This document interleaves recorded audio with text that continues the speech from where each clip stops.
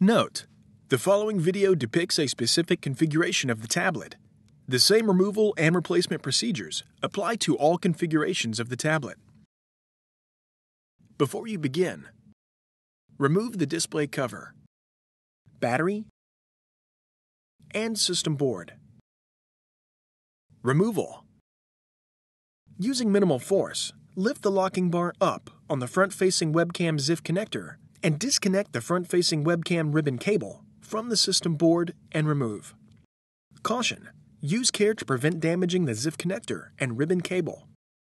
Place the front-facing webcam in a static dissipative bag.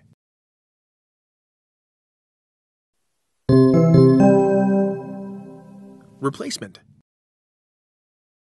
Remove the front-facing webcam from the static dissipative bag.